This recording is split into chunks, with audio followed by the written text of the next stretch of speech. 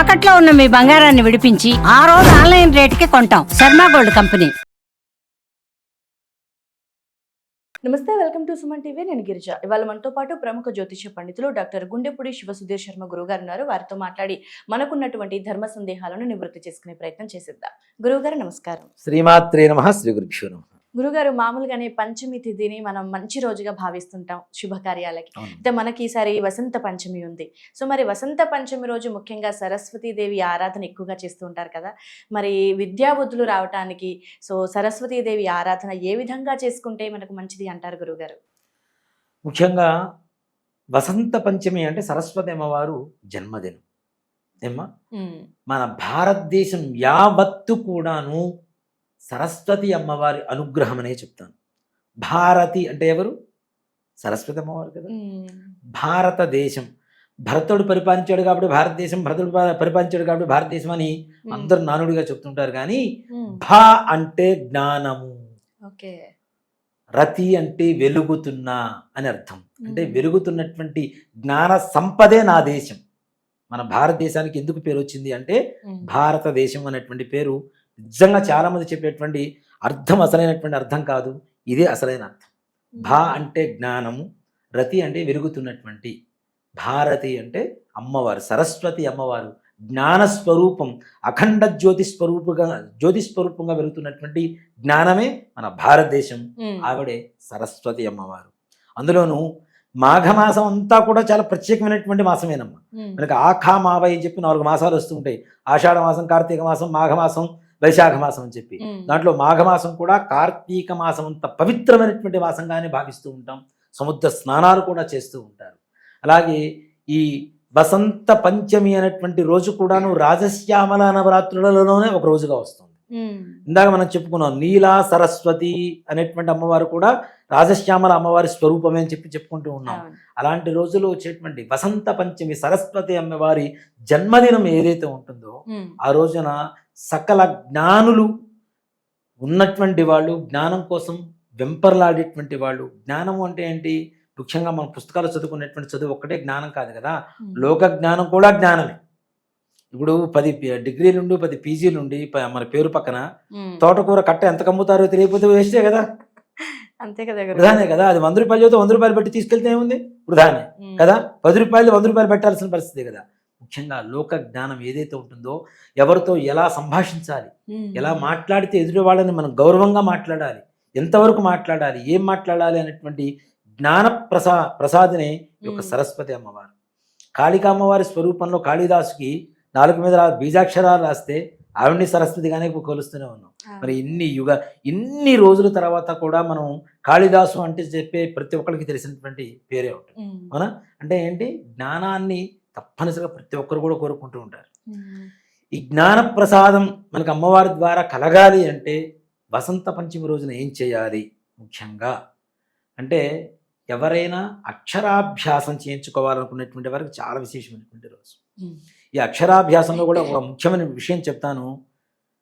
తోటి పిల్లలకి బిస్కెట్లు, చాక్లెట్లు, ఇప్పుడు కొత్తగా అప్డేట్ అయ్యి పిజ్జాలు, బర్గర్లు కూడా ఇస్తున్నారు.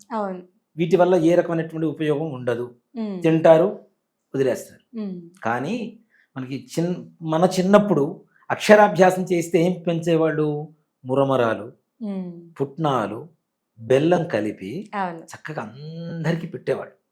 పక్కన ఉండేటువంటి పిల్లలందరికీ పిల్లవాడితో ఇట్లా గుప్పిడి తీసేసి పెట్టించేవాడు. అవునా?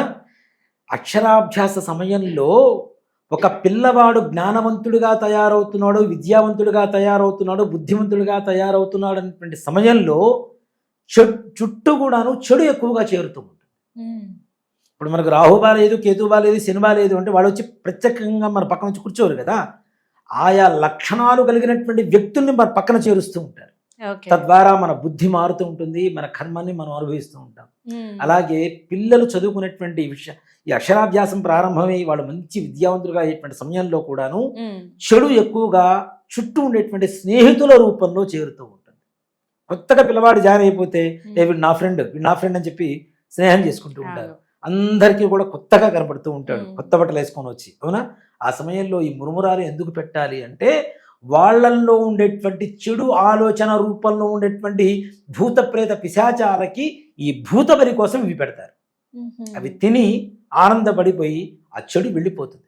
ఓకే. అందుకనే చూడండి, ఒక గది లోపల గాలి కూడా రాకుండా గది తాళం వేసేయండి, లోపల కొన్ని పేలాలు వేసి లేదా కొన్ని మురమురాలు వేసి తలుపు వేసేయండి.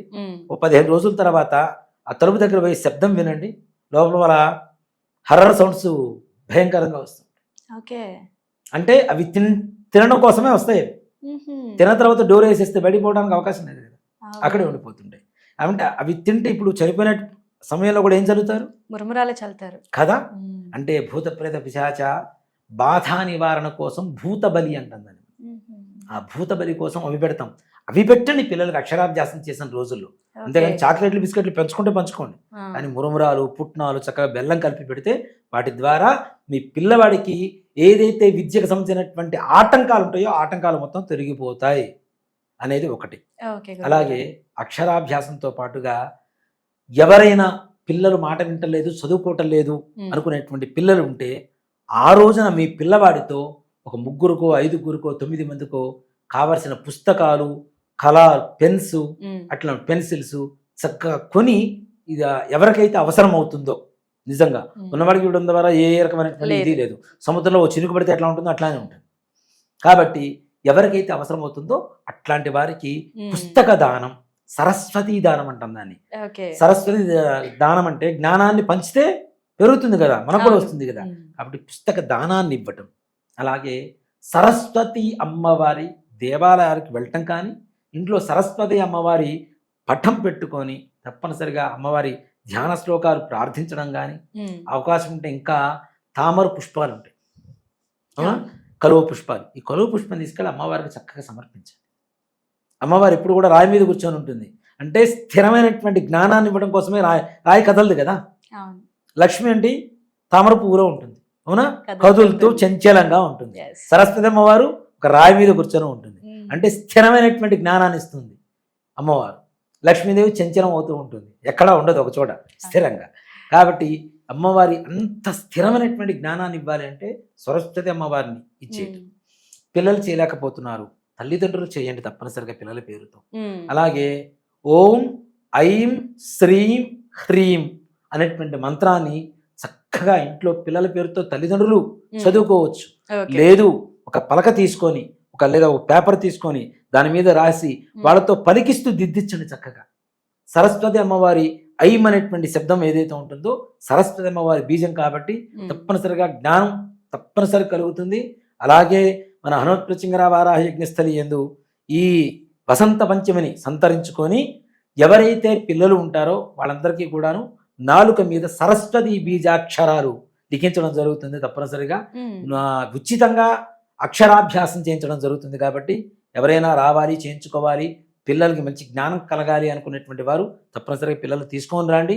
దర్భతో వారి నాలుక మీద ఆ సరస్వతి అమ్మవారి బీజాక్షర లిఖించడం జరుగుతుంది. కాబట్టి అందరూ కూడా ఈ అవకాశాన్ని సద్వినియోగపరచుకోండి, అమ్మవారి అనుగ్రహాన్ని పొందండి, మహాజ్ఞానవంతులుగా తయారవ్వండి. అయితే గురుగారు, వసంత పంచమి అంటే మనం చిన్నపిల్లలనే ముఖ్యంగా తీసుకుంటూ ఉంటాము. అయితే మరి పెద్దవాళ్ళ విషయానికి వచ్చేసరికి కాంపిటేటివ్ ఎగ్జామ్స్ లేదంటే సివిల్స్ ప్రిపేర్ అయ్యే వాళ్ళకి కూడా వసంత పంచమి మనకు సరస్వతీదేవి కావాలి విద్య కాబట్టి, మరి ఆ రోజు పెద్దవాళ్ళు ఏ విధంగా అమ్మవారిని ఆరాధించడం లేదంటే ఏదైనా మంత్రం ఉంటే తెలియజేస్తారా గురుగారు? ఇందాక మనం చెప్పినటువంటి మంత్రం ఓం ఐం శ్రీం హ్రీం అనేటువంటి మంత్రం ఏదైతే ఉందో అది చిన్నవాళ్ళకైనా పెద్దవాళ్ళకైనా అందరికీ సరస్వతి అమ్మవారి అనుగ్రహం కావాలి. కాబట్టి ప్రతి ఒక్కరూ తప్పనిసరిగా ఒక 108 సార్లు చక్కగా ప్రతిరోజు చేసుకోవచ్చమ్మా. ఒక్కరోజనే కాదు, మనం జ్ఞానం అనేది ఎంత ఉన్నా కూడా ఇంకా కావాలి, ఇంకా కావాలి, ఇంకా కావాలి మనకి, అవునా?